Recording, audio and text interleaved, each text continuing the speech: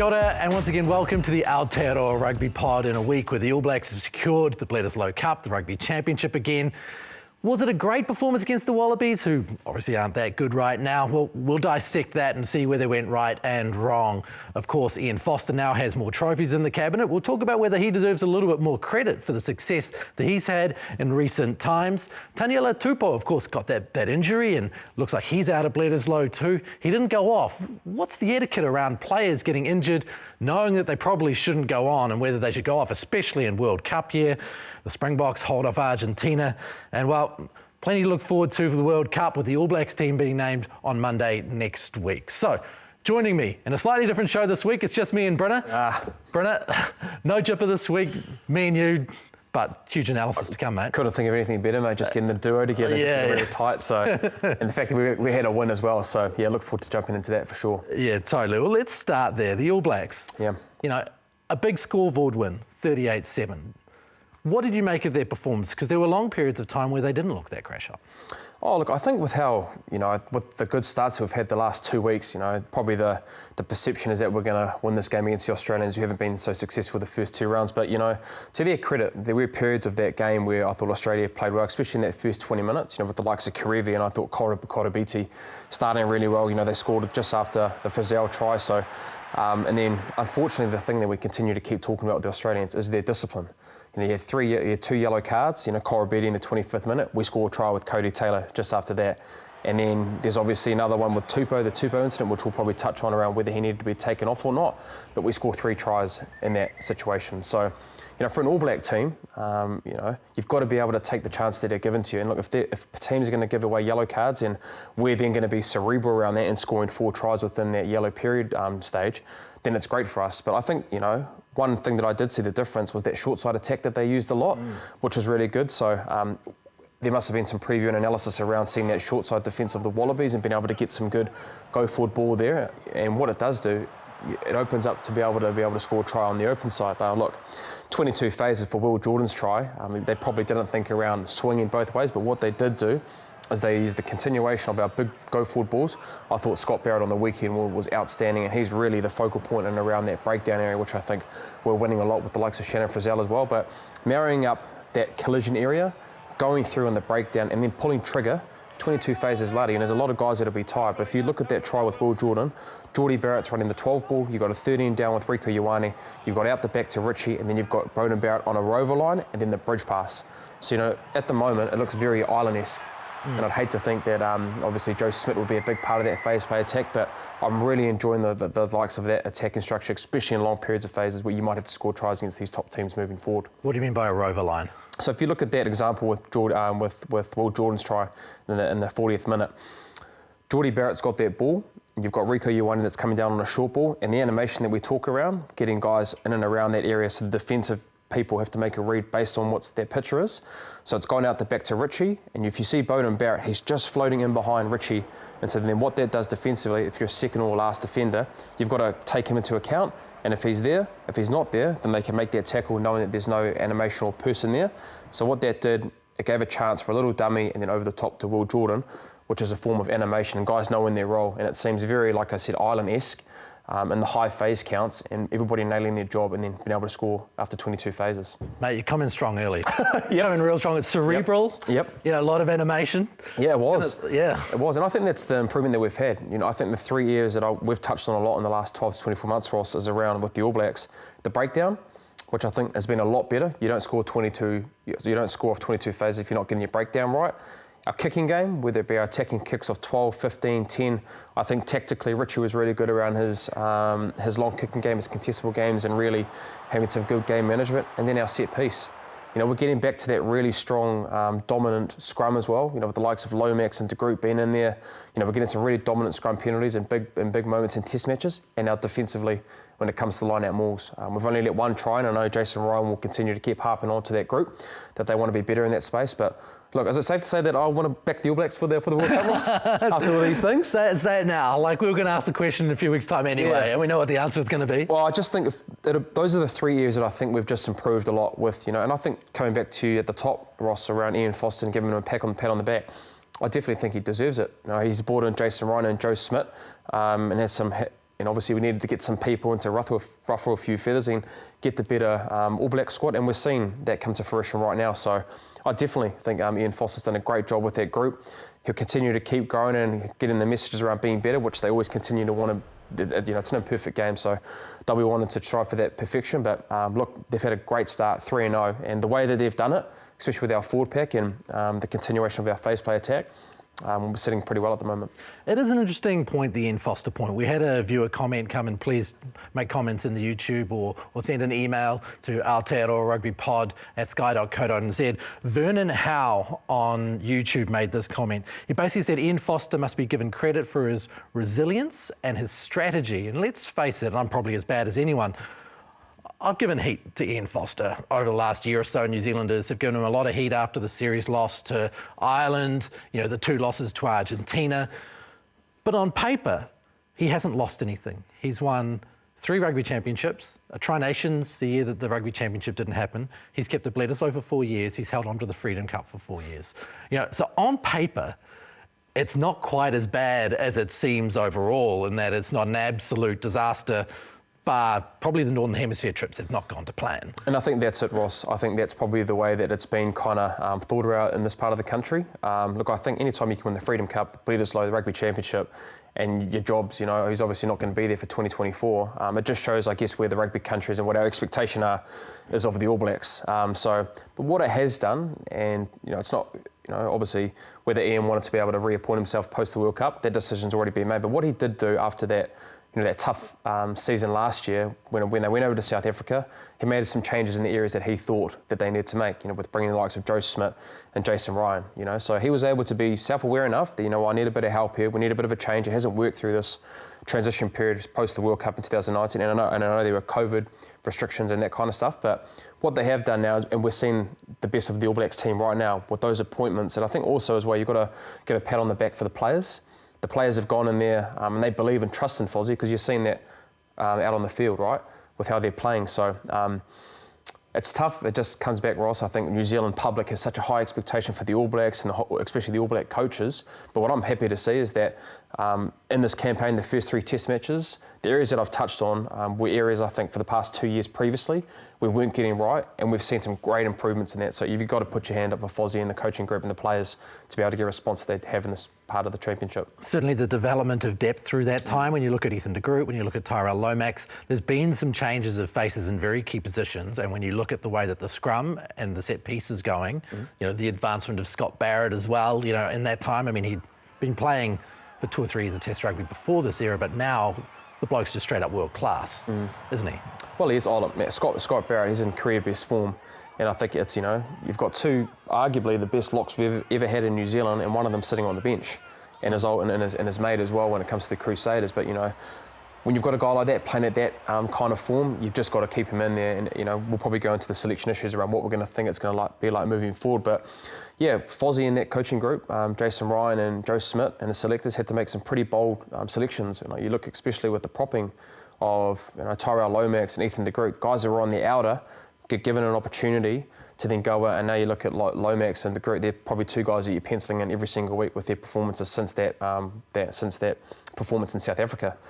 So it comes back to the coaches and the players being able to have an environment where those kind of guys can come in and succeed straight away. So yeah, it's been great, I guess, 12 months post that as well. I forgot to mention earlier that we will have an All Black later on in the show. We'll have Finlay Christie on the show from a series of interviews with the All Blacks that we've got leading into the World Cup. He's going to be this week's one. Next week we'll have Geordie Barrett, so hold fire for another 15, 20 minutes and we'll get to that Finlay Christie interview. Really interesting about a bloke who's had a different entry, really, into the All Blacks, a bloke who started rugby late and is now a key part of that squad. So, Finlay Christie coming up a little later on. Hold on for that particular thing. One person who's now in doubt for the World Cup is Taniela Tupou. He's certainly out of this week's Bledisloe. He's got a rib injury. We all saw it during that game where he played on despite the fact that at times he was having trouble getting off the ground. He was in so much pain and eventually made a bad mistake that got him yellow carded, that put his team under pressure and eventually led to them folding, really, in that last 20 minutes. Yep. When you're injured, and you're injured to that degree that everyone absolutely knows it, and you're struggling to carry on, what is the etiquette within a rugby side? your call, coach's call, physio's call? How does it come to be that a player continues when it's obvious to everyone that they shouldn't? Yeah, it's tough for Taniela. I think for a guy that probably hasn't had a lot of game time and just got on the field and obviously wants to try and make an impact, doesn't want to go off on the field. But as players, there's been a lot of guys that have been injured, like in my time, that it's questionable whether you should be on the field. But I don't know many people really that have been injured like that to then have kind of the consequence that's come with that. It might be a missed tackle here and there, or you're in a bad position because you just can't move the particular limb that you've injured. But I think just for Taniela, he just couldn't move his shoulder, or he was in so much pain with his rib or whatever. It was just kind of the consequence where they get a yellow card, and from there Angus Bell has to come on, but he's a yellow card, and then they end up scoring 3 tries off that. So to come back to your question though, who's it on? I think it's a conversation between the physio and the player at the time, because look, the coaches are up in the box, they don't know, can't have that conversation with the person on the field. So I could imagine that Taniela's talking to that physio, saying, "Nah, I'm okay," and they're continuing having that conversation, and whether there's a stoppage of play, comes on and says, "Are you all right?" And then again, it just comes back to the player and the physio making that decision. And in hindsight's a great thing. You're probably thinking now that he should have gone off, but you're probably knowing that the competitive player that Taniela is, and most people are in that position, you want to stay on the field. It's just unfortunate that it ended up costing him 3 tries due to that ill discipline. And neither of us spend any time in the front row, really. But, No. It seems pretty obvious that packing down in the front row is going to hurt your ribs if your ribs are already busted. And in World Cup year, it seems like absolute madness. You can sacrifice that game. And he is such a key part of what they do as far as getting powerful, go forward ball, getting over the gain line. His gain line stats are crazy, I'm bewildered by it.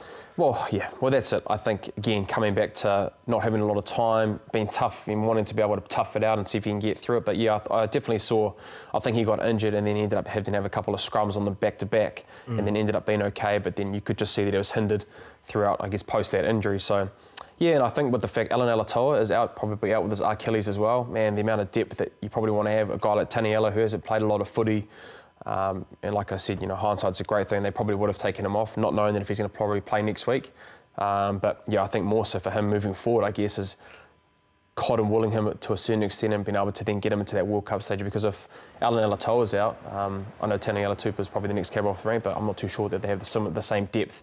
If Taniela gets injured with Taniela Tupou going out now. Yeah, they don't dominate that much at set piece, do they? To go out with 2 guys like that.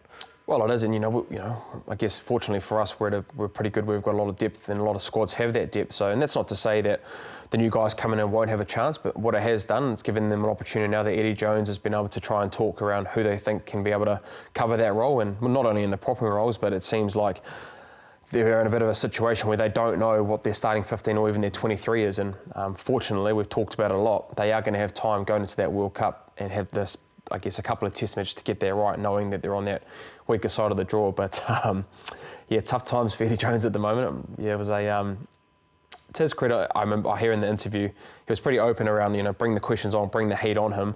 But again, there's only so many things you can say, and people are going to start believe you.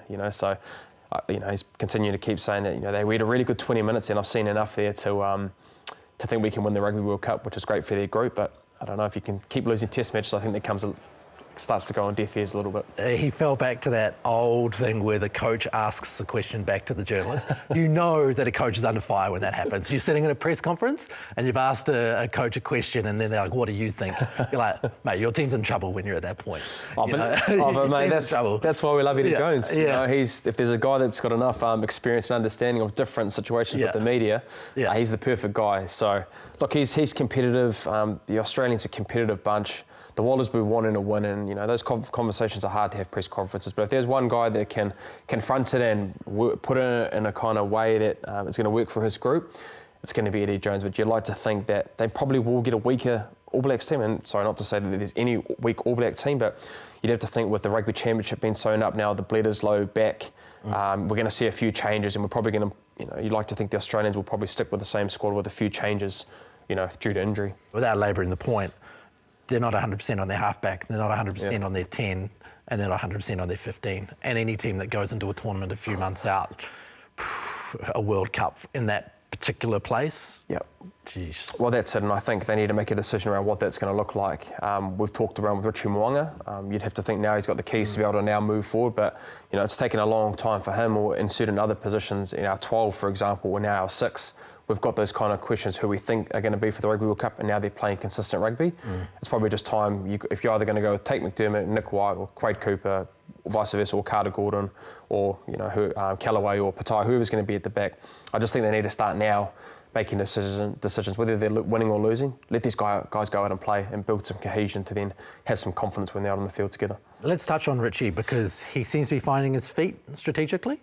I think so, like tactically. I think that's one of Richie's greatest strengths, his kicking game. He's got a really good ability to understand when you're kicking on the front foot, whether it's a long kick, a contested ball game. If we're not getting that good go-forward ball, he's been able to put up a contested ball and understanding that game situationally, which he does a lot at the Crusaders, especially in wet weather footy and the back end of the season. Tactically, he's really good at and around that, but you don't get that if you don't get your communication from your 12, which Geordie seems to be doing a lot. And you've got Bowden Barrett, who's a great communicator at the back, which we talked about on the podcast when he was here. And then you've got guys like Will Jordan and Mark Talia, who are just savages when it's come into the kick chase ball. Whether it be an attacking kick or its ability to be able to chase a ball, kill that ball right then and there through the contestable kicks of the likes of Richie, Bodie or Geordie.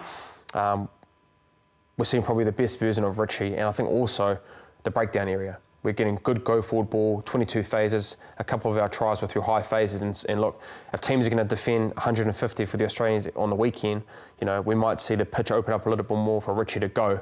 But at the same time, I've been pretty impressed with how he's gone tactically. And I think that's what we're going to have to be able to really good, especially in our kicking game, and getting us in the right points of the field with the likes of Ireland, South Africa, and France in those World Cup stages. Let's touch on that 22 phases. You've mentioned it a couple of times, and it seems in recent times the modern game has not gone, unless you're Ireland, that many phases. You strike early and you get rid of the ball. Yep. What is the significance for this All Blacks team that they are able to go that many phases and succeed?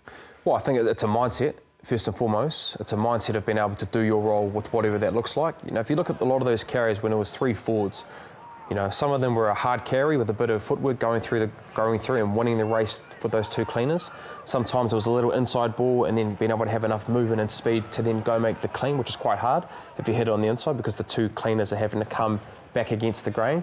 But then the backs as well, when they've been given opportunities with ball in hand, there's been a hard line there and they're just racing space to be able to get over that advantage line, and that's how we've been able to get good go-forward ball. So very similar to, I look at Ireland when they came here, the first 2 tests, or the second and third test matches when they scored off 22 phases of the very first parts of the game. And it's very similar to what we're seeing in New Zealand. I think we're seeing with the All Blacks now, holding on to the ball, guys are just so efficient at the breakdown and being able to clean past the ball for the likes of Aaron Smith and co to be able to get that ball out. We're asking more questions of the defence now. If you're going to make 151 tackles, even though sometimes you're not going to see it on the scoreboard, you're then going to see a yellow card, ill-disciplined errors, and then you've got a bench that comes on with a tiring defence, which I think we saw on the weekend. I thought our bench was really, really good. So I think we're just in a really good space in and around that area at the moment. Then there's Samipeni Finau. Yep. He's a guy who was one of the stars of Super Rugby. He's in the squad, he hasn't had his chance. Surely it is this weekend that they give him a look, just in case. Yeah, well, you'd have to think he's been chosen for a reason, hasn't he? And I think with the way Shannon Frizzell's been going, and we'd probably have to think that he's our 6th with Scott Barrett possibly in there as a cover. But Samipeni, he's an awesome guy for the future, I believe. And for me, I would start him and give Shannon Frizzell a rest, all those guys a rest, just knowing that for the greater good of the squad, to give him opportunity. Samipeni, is he up for it? And you pretty much, it's an acid test straight away, because I think, he has been one of the form players of Super Rugby, and it might just be great to give him a start at 6 or him coming off the bench. And you even look at the likes of Dallas McLeod as well, who hasn't played, bringing him off the bench. Do you start Cam Roigard? Probably won't, obviously with Aaron Smith being his final test at Forsyth, but would love to see a little bit more of Cam Roigard as well, because I thought he was, had a great cameo on the weekend as well. It's a good chance to give Finlay Christie some substantial minutes and give Roigard substantial minutes. By giving Aaron Smith his last test at home, are you missing out on your chance to properly prep this squad? For me personally, I think yes. I would love to see a Cam Roigard or a Finlay Christie start. Because, I know they probably won't, because with Aaron Smith, he deserves to go down to Forsyth Bar, play in front of his family, his friends. He's done so much for the Highlanders region and the All Blacks as well. It's the best send-off to be able to give Aaron that. But, worst case scenario, if Aaron Smith gets injured in the first round against the French, as in is out for the whole tournament, when have we given these guys really an opportunity to have a chance to play starting a test match. Now, we both know that Aaron Smith's going to be the starter, and they're trying to make a decision now, I think, between Finlay and Roygaard, and even Brad Weber, who's played really well in the background for that All Blacks 15. I think it would be great to see Roygaard or Finlay get an opportunity, give Aaron Smith the week off for the greater good of then coming into the World Cup to see, right, these are the two guys, the three guys, they're ready to go, and we don't need to have Brad Weber. Or conversely, if they don't go well, then you know, well, Brad Weber's been playing well, we know what we're going to get with him, we might bring him into the squad.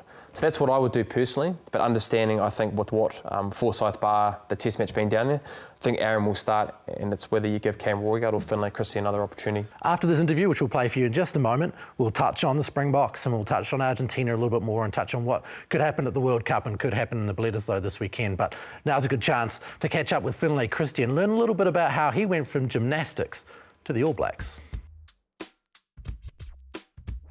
Before I let Big Jip get into obviously the code side, you're a golfer, obviously. Well, I want to be. Yeah, we all want to be golfers. Yeah. Who is your worst partner that you don't want to be with? And then obviously maybe your best round that you've had on tour and probably the best place you've played that you've loved. He's going to kill me, but worst partner maybe Will Jordan. Yeah, that's fair, man. Yeah, it's fair. Good chat and everything, but when he gets in the red and gets his duck hooks going, yeah, tough to sort of keep him in the blue. Yeah, yeah. Is he still trying to bend the ball? Sounds like you're talking about my golf game. But nah, it's a good group of lads, and yeah, golf's such an enjoyable thing to do on the day off and get you out of the hotel. So best round, come on. What was your best round? What's your lowest? Mine? Yeah. Oh, maybe like an 81 or something. Ooh, what's your handicap? Used to be a burglar, but unfortunately the handicap's come down. What are you now? About 11, 12. Ooh, that's nice. Need to get it back up, eh? So. It's actually hard to go back up, yeah, isn't it? It brings you down. It's like an ego thing. I think they bring you down fast and then they let you out slowly. It's not good. So, try to get a few rounds in this week and get it back up. Yeah. Nice. Now, code. Joe Schmidt, like you had a lot to do with him, obviously with the Blues. He's now in that All Black environment. Really interested to know like what impact he had on you as an individual, but then also in both of those groups, and you know how influential he's been. He's so knowledgeable and so experienced, and he's just so well prepared. And anything you sort of ask him or whatever, he's going to coach you. That. You know, he'll have thousands of clips on something if you ask him for some feedback or whatever it is. He knows all the oppositions you're going to play, whether it's a reserve halfback or something, he'll know everything about him. But I was lucky enough to have him at the Blues as well, and he sort of drove that. He was sort of defence for us, but as well as that, he drove a lot of our breakdown and sort of just like a, I don't know how to explain, like game culture, like our work rate or willing to work, and all the little things that don't really require talent, he sort of pushed. And I think, what he did for us at the Blues was a big reason as to why we made the final that year and why we had that such a good season. And it's awesome to see him in that All Blacks environment now, sort of driving those same, I guess, standards and those little things. And the impact he's had over the last year has been massive as well. So he's a great coach, and it's awesome having him along with us. Geez, Mark Liam must be his favourite player if he likes effort areas. Mumba's going pretty well. Spiders on him at the moment. So just to go back a little bit more, obviously Leo McDonald gave you an opportunity with Tasman. Yep. Because you obviously went a little bit of an unconventional route, obviously going down south, and also the growth of your area. Because I think when you're at Tasman, the growth that you had as a rugby player, you look like you really knew your role in that. And obviously you've kicked on with the Blues, with Joe Schmidt, and then been in the All Blacks. But maybe that time at the Tasman Marco, did it really set you up firstly in professional rugby? Yeah, I guess it did.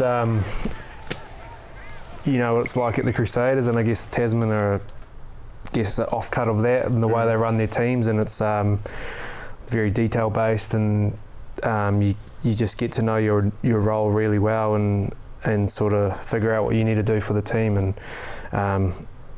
when I first started playing rugby, I had no idea what I was doing. Even those first few years at Tasman, had no idea, and I guess run around like a headless chook, just trying to do everything. But those early years at Tasman really set me up, I think. Just like I said, getting to know the basics of rugby and what you need to do as a nine, and the culture there is pretty cool. So I think I was pretty lucky to end up there, and I love going back there. You referred to a few times the fact that you were pretty new into the game. Like, as you came out of school, you were literally really only just a top level player, weren't you? You were a real late bloomer. Yeah, very late bloomer. Guess I played 1 year of first 15 at St Kitts, and even then I sort of wasn't really a footy player. I did gymnastics most of my younger years, so didn't have time to play rugby, so only really started the back end of school, like the senior years. So even finishing school, I wasn't one of those superstars coming out of the big schools. I like I said, battled my way around a bit. Almost got a diesel mechanics apprenticeship, but then somehow found my way down at uni in Christchurch, and all went from there pretty quickly. Got that contract in Tasman, and Gymnastic must have taught you a bit though, in terms of the approach and the discipline of it. Coming out into the rugby environment, like core strength, flexibility, all those things help you, So I think, I don't know, there might be a little secret there. Get into the gym. We're talking 5 a.m. starts, doing ridiculous amounts of training in the gym, flips and bars and all that kind of stuff. I think at my sort of peak of it, just before I finished, it was probably 21 hours a week of training while going to school. And I was busing an hour up to school from Pukekohe as well, each way. So it would be 6 a.m. training in the morning, then on the bus at 7:30. Get off the bus at about 4:30, and Mum would wait in the car with a toasted sandwich and take me straight to gym. And I'd be there from about 4:35 till sort of 8:30 most nights. And then we would have a big 4 or 5 hour training on a Saturday. So holy dooly. It's pretty full on, and that's why I sort of couldn't really play rugby, and I think that's probably one of the reasons I quit in the end. Was all my mates were playing footy and up at school, and I just wanted a bit of free time. How did you get first involved in gymnastics? Probably a mad little ginger with too much energy, and Mum was like, bugger this, try to get rid of him for as long as I can. So I'm not too sure. I think I did it once or twice when I was in Scotland. I lived there till I was 7, and then came over here, and I don't remember why, but I just remember going there when I was really young, and I must have loved it, and stuck around and ended up doing it for about 9 or 10 years. I get laughed at on here regularly for when anything goes well in the back line, I credit the forwards. But as a halfback, I'm hoping you can help me out here. Like, we constantly talk about winning collisions and stuff, but when the boys up front do the business, it just must make your life a lot more enjoyable. Oh, 100%. As you'd know, Bryn. Yep. He doesn't agree with me often, though. Oh, that's what we do agree on. He was behind the Crusaders most of his career. 100%. It's one up front, and as a 9, there's nothing better than having clean ball and go forward ball. I think there's one thing that people may be interested in is the relationship with a 9 and a hooker and a put into a scrum. The amount of time and effort that goes into that. Well, funny story. When I first started at Tasman, like I said, had no idea. I knew you guys were called hookers, but I didn't really know that you sort of hooked the ball. So I remember I used to crouch, pause, engage or whatever, and I'd just throw it in. And it wasn't until about halfway through the season at Tasman that I remember feeding a scrum at training, and Tim Perry stood up and he goes, "What are you doing? You're just chucking it in like straight away, like wait for the hooker." And I was like, "Oh, what do you mean?" And then started going through hooks and things that I had no idea. So I used to just chuck it in. It's probably bouncing around. But there's a lot of I guess subtleties to it that people will not see and won't know, and every hook is different. So obviously coming in now, you've played a few test matches now, and I guess you played well at Mitre 10 Cup level, Bunnings NPC, going into Super. What have you found at the international level as a 9? Is there anything different at Super Rugby level that you're trying to do at international level, or is it just a little bit faster and the decision making is probably a little bit quicker? Yeah, I think you're spot on. The biggest thing coming into the All Blacks is just how you have to nail your role, and I guess that's the good thing about it. Everyone's at such a level where they're going to nail their role, so you just have to nail yours. And I guess that can give you a bit of confidence in the way you go into things. You just need to focus on yourself, whereas Super Rugby or NPC teams, you know, you could have a lot of other things to think about in games. So I guess it just makes it simple and sort of easy for you to go into and just focus on yourself and what you need to do, especially when you're inexperienced like me and still pretty nervous and new to the arena. So it's been pretty cool. You've had some pretty good guys in with you along the way, though. I mean, when you're at the Canes, you had TJ Perenata in there. Now you've got Aaron Smith where you are now. Like, what kind of lessons have you picked up of those guys? Has there been any nuggets that have stuck with, excuse the pun, that have stuck with you along the way? Nuggets. I guess it's just a lot of little technical and tactical things as a 9, you know, that, like you said, those two guys are incredibly experienced. I was lucky enough to have TKB at the Chiefs as well my first year.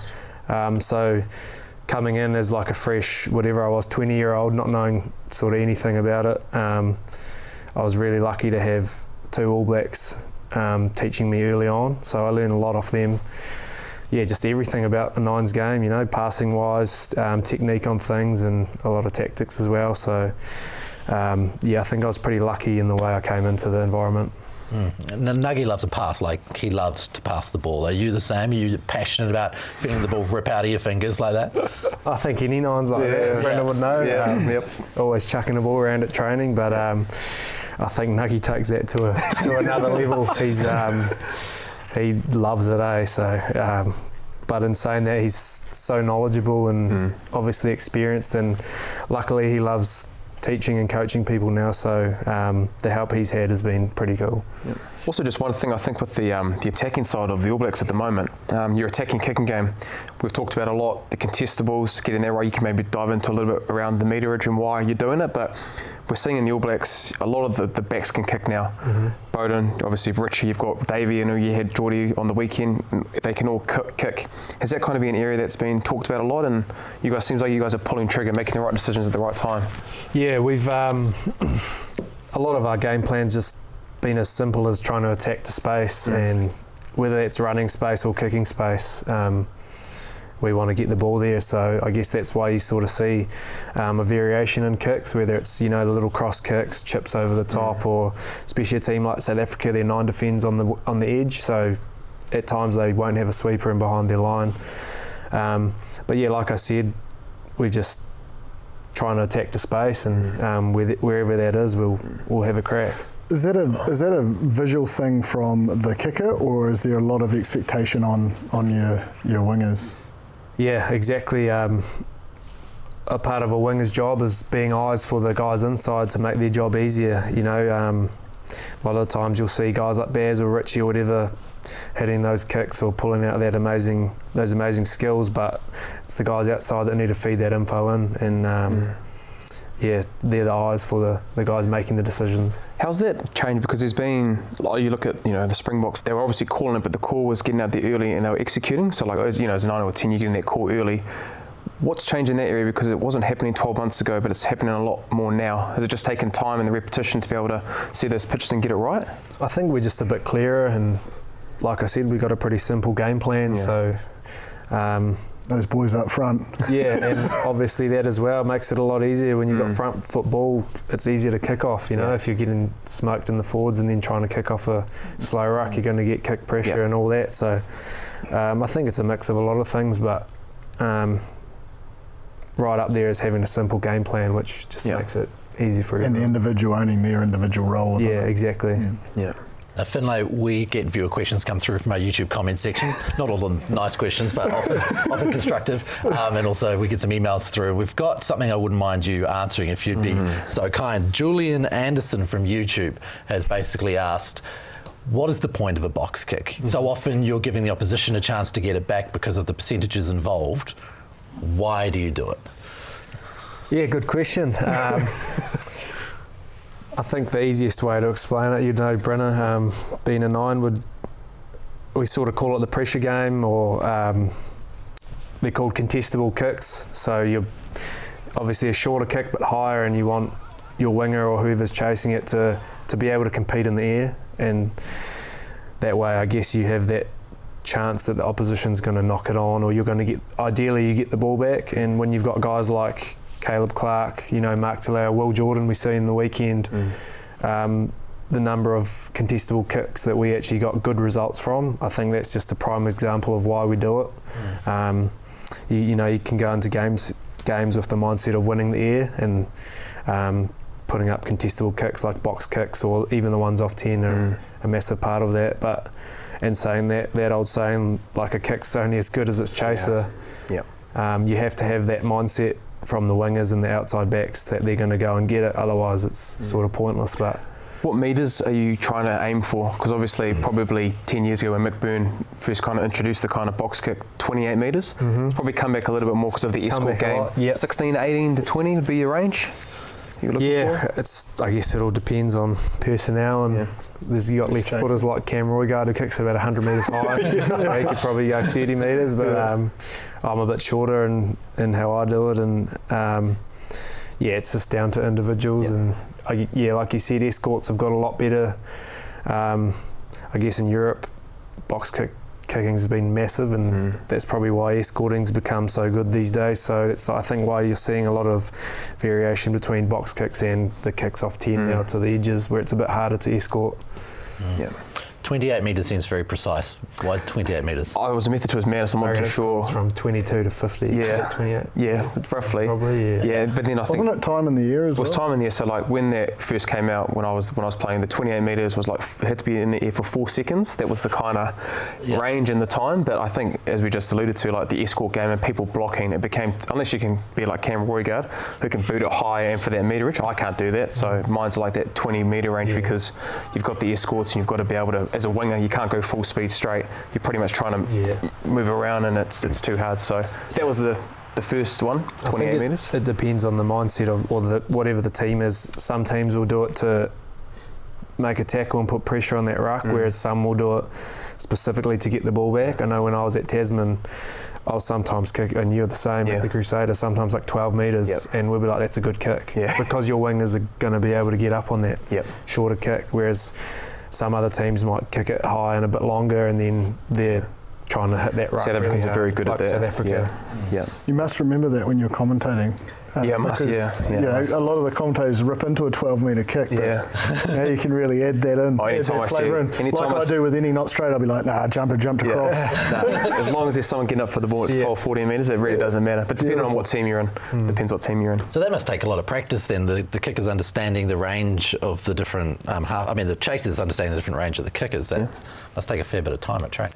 Yeah, with connections, I guess, that, like you say, takes time at training, but that's what training's for, and we do practice it, and every now and then the wingers will come along and chase a few at training, and that's how you build those connections. And those connections would come like potentially after training. You'll review your kicks, you'll review the chase, and you know that ability to just go talk to them, you know, in camp, isn't it, and say what were they thinking there, because there's so much you can learn off the grass as well, can't you? Yeah, 100%. A lot of it comes down to, like you said, time connecting after trainings or after reviews, and I think as long as the backline or the team's on the same page and know what they're trying to achieve, then you're probably going to go in the right direction. And sometimes too, when you should do a bad kick, if your wingers are comfortable, like Will Jordan, he'll say, mate, that's terrible, like give me a better one. Or like Israel Dag, we used to just be able to kick the ball, and if it's inside the 22, just call mark every single time. So when you're comfortable, it's good to have that competitive juice when you've got your back three doing that. Do you get a lot of ribbing if you get it wrong, do you?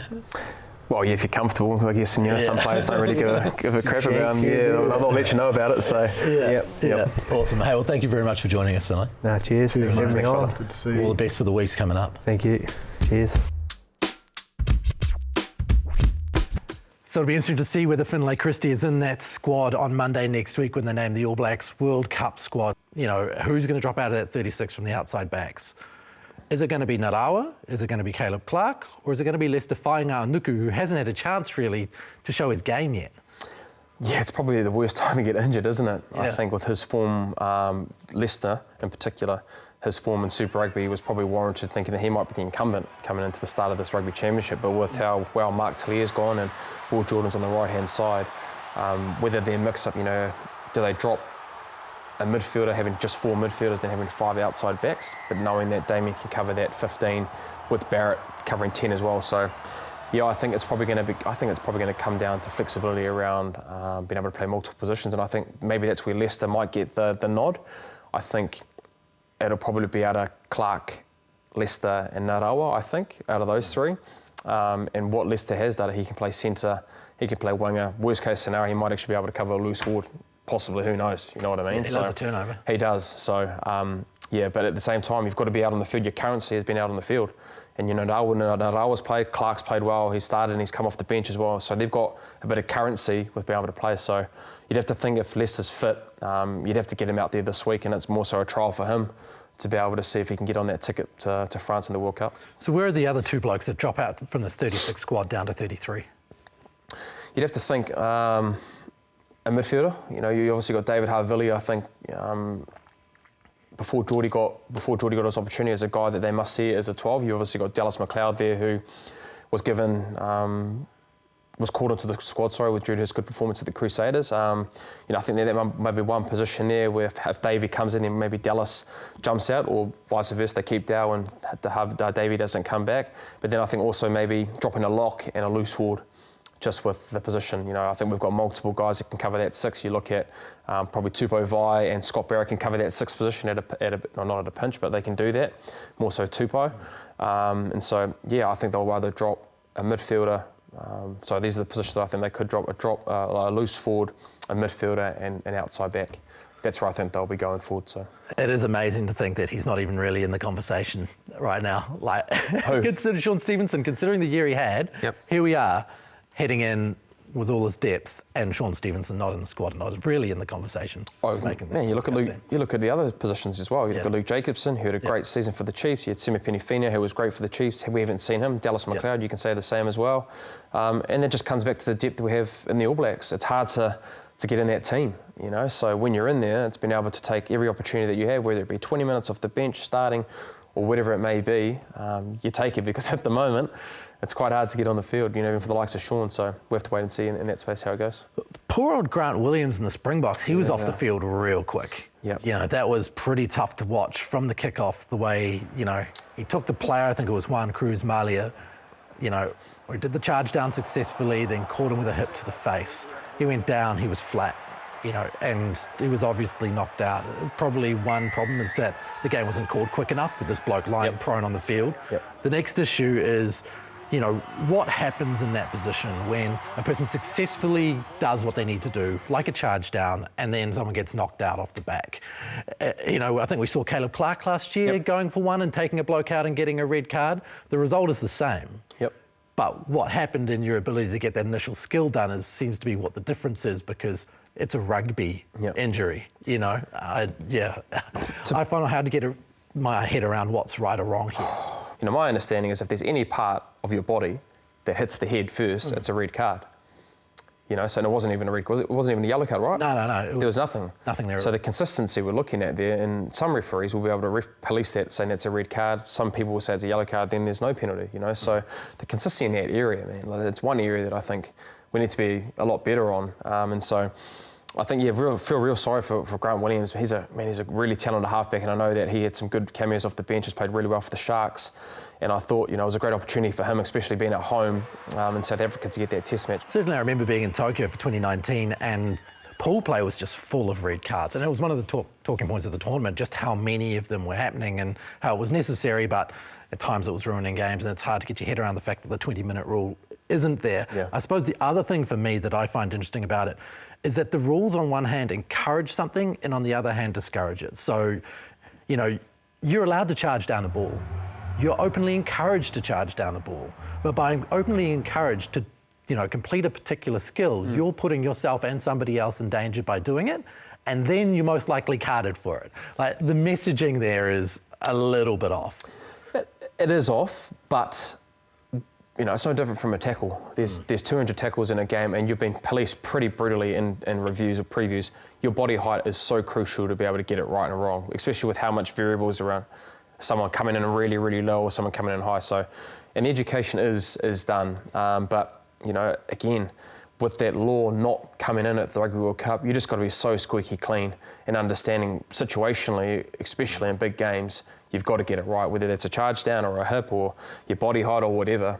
The best team that's able to adapt to that is probably going to win, which we don't want it to be like that, right, Ross? Yeah. We want the ability for guys to go out there, play instinctively, be real decisive and not worry about the rules and if I'm a little bit high here or I get that wrong, I'm chasing the ball really, really hard. It's a pivotal point of this game. I get it wrong just a touch and it's a red card and that costs your nation for 4 years. Yeah. You know what I mean? So the 20-minute rule, bring it back. Like, where's the camera? Like, bring it back. Like 20 minutes. Come on, World Rugby. For the sake of the World Cup, 20 minutes. Bring them back on. Tell Bill Beaumont. Bill, I know, mate. We haven't talked, but please, it'd be great for us to be able to have that 20-minute red card. It's worked wonders down here, down south. So, but yeah, it'd be great to see. Yeah, the South Africans adapted. They got through, they got their win. It was close, but I mean, in the end, the scoreboard was closer than the match result would have been because, they scored at the last minute and weren't there. So they really had it in the bag. Yeah. Where are the Springboks sitting heading into this World Cup? Because they've been a little bit ropey, but, they're getting most of the job done. Yeah, and I just think as well, the continuation now, I think, of their squad that they're going to have. They're going to, I think, from this Rugby Championship, you're going to start seeing more of a kind of more cohesion with selection around being more consistent in a lot of those areas. And so I just think on the weekend, for example, they had 12 penalties and they had 17 turnovers. So that error rate, if you have any team that you have a lot of errors, whether it be Argentina, Japan or whatever country, especially the top tier nations, you're going to get yourselves in those positions. But what I am enjoying seeing from them, I'm loving seeing like Lebok and even Willie LaRue as well, and even when Willemse does get more opportunities, they're playing an more expensive brand of rugby. Now, they did kick a lot on the weekend with Faf de Klerk coming on, and they have the ability to be able to do that, but I just want to continue to keep seeing a continuation around them running the ball, because when they do get that right, they've got the likes of, Colby as well, and the other wingers as well.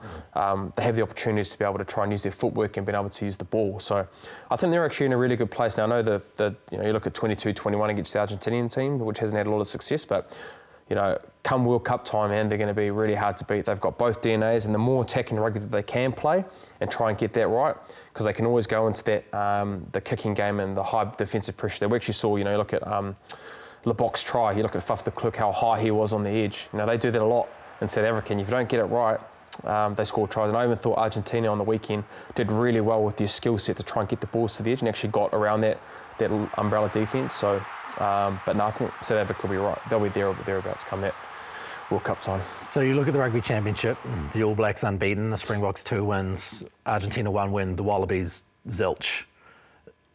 What have you learnt about all of these teams out of the Rugby Championship, and has any of it changed your mind on the way that the World Cup could play out? I think for us personally, I think we've just made massive gains in the spaces that I've talked around, and we've had a really good start for 3 test matches in the areas of the breakdown, the set piece and our kicking attacking structures to get around that line speed defence. So for us personally, I think we're in a much better spot than we were post that European tour with the improvements in that game. The South Africans, like what I just touched on, the attacking game, and whether they have Lebok or Willemse and they continue to keep using that running rugby, I think it's going to be really good for them to go from in between running and kicking and their high pressure defence. So they're there or thereabouts. Argentina, I think they're in a lot better space, because I think now they're going to be together for longer periods of time. And I think the unfortunate thing that they have is that they get players from different parts of the world. They come in really congested amount of time. But they're going to keep building now, and come World Cup stages, they're going to have that time together, and they're going to be able to get more consistent performances in the areas that they've been on the weekend. And I think Australia, we don't probably need to harp on a little bit too much around them, but the side of the draw that they're on, you'd like to think that their balance of their game and getting better knowledge around what it's looking like for them, and being able to, I guess, turn attack into points and getting the dominance that they do have with scoreboards on the points, they'll hopefully get there. But you have to think Australia, out of all the 4, will probably be the most disappointed in this Rugby Championship this year. Totally. To add to Argentina, they love a Northern Hemisphere World Cup. Was it 3rd in 2007, 4th in 2015? It's a place where and a timing maybe in the year as well, which seems to work. Yeah, it does. And I think the way that they play as well, they can actually go through both. Like, they have a lot of decision making in around their kicking game. So the contestables off 9 and 10, they're very similar to a lot of teams in the Northern Hemisphere. If things aren't going their way, they go to the contestable game. They've got good outside backs. They make good chop tackles and are good on those wide breakdown areas. So, again, they've got the DNA to go into that Rugby World Cup. If they can get that physicality right and their discipline, if they can get their discipline right and they can suffocate teams with the results that we saw with them against New Zealand and the All Blacks with those 2 test matches when they won them, they got all that together right at the right time. The challenge for them is can they do it for 80 minutes in a high pressure situation against one of these top tier nation teams? Well, we'll get a chance to see that again against South Africa this weekend in Argentina, so that'll be an interesting one to play out. There's a lot of games this weekend, obviously the Bledisloe return game in Dunedin, Scotland versus France, Wales versus England, to a lesser extent Romania versus USA, Ireland, Italy is the other one. So there's a fair few games we're going to start getting a little bit of a feeling for this, and the European teams can now start to get their thing together as well. You have to think that the Southern Hemisphere team's preparation is probably a little bit better right now. Yeah, I think it is. We are very lucky in this part of the world that we go pretty much peaking into our Rugby World Cup with a lot of test matches under our belt. So it's great now that the Northern Hemisphere teams, they've had their long camps. I think when I was in with the World 15, they were getting ready for training, and that was almost, 5-6 weeks ago. So there's only so much training you can do with high altitude. It's getting on the field and being able to get those players in place when you're being able to play rugby. So it'd be good to be able to see where they're at, and it's obviously live on TV. So Jipper and I and yourself, mate, will be my sky and a lot of them and seeing how they are tracking. But I'm very interested to see how France are going to be looking. I think, again, being a Rugby World Cup and seeing how their progression is, if they can continue to keep being hot and make their run for that Rugby World Cup. You've obviously done a lot of Super Rugby pre-season stuff where you build and then the first couple of weeks are a little bit more shaky. How do you plan a Northern Hemisphere build up here coming in without a major competition? Is it actually quite a good thing to be in a position where probably you've taken less blows to the body, a little bit less, or is there a way where you could find that as a positive? You definitely could find it as a positive. Yeah, you can, but I think it just takes maybe a couple of test matches to be able to get your body going and the touches and the fitness side of it. Look, you can do 5 or 6 weeks of running, conditioning games, scenario-based rugby games, but man, when it comes to the first 20 minutes of your first game, doesn't matter how fit you are blowing, and it takes a bit of time to get the legs underneath you. So. They would have gone through their plans and the coaching, the S&C staff to try and get them best fitted to then go to the Rugby World Cup to peak, because I think at the same time you need to get the balance right of the loading in the early part of the World Cup, because let's be honest, in some pools you could probably get away with the heavier load in the early part of the Rugby World Cup, knowing for the rugby, for the back end, for the quarter-final stage, it's pretty much just recovery and you're not getting that load. So the best teams in the world probably get that variety and that balance right, but what they are going to do now, the Northern Hemisphere teams, now they're going to start their run, and you'd have to think the next couple of test matches for them, for all of those countries, it's going to set them up well to then go hissing into that Rugby World Cup to start. Oh, you're hissing, mate. You've been outstanding on the Bryn Hall show today. Bryn Hall show. It's been a big, strong performance from you. The full 80 minutes. Hey, full 80 minutes. I only play 50 minutes, so it's been miss you, Jip, so definitely need you back here. We'll probably have James Parsons back with us next week, of course. So thank you, Bryn, once again, for all your insider knowledge. And we'll see you next week when we'll have an All Blacks World Cup squad in hand, which will be really interesting. A few more World Cup warm-up games to talk about, Bledisloe Cup as well. And we'll really get into and dissect that, as well as a really interesting interview with Geordie Barrett, who, wow, he loves the detail of the game. I think that was the thing that struck me about Geordie Barrett in that interview, right? Like he loves a bit of detail. Yeah, he does, and I think all those Barretts do. I know Scott spent a lot of time with them. They've got around the detail, but it's leading into why he's playing so well. So may the detail continue. He's got a detailed game around his golf as well, so maybe that might be in that short as well. Yeah, you would think he hits a super big ball. We ask him that question as well. So all of the important questions next week on the Aotearoa Rugby Pod. Please get in touch with us with your questions, either in the YouTube comment section or send us an email, aotearoarugbypod@sky.co.nz. We'll try our best to get to them as soon as we can in the lead up to the World Cup. Mā te wā.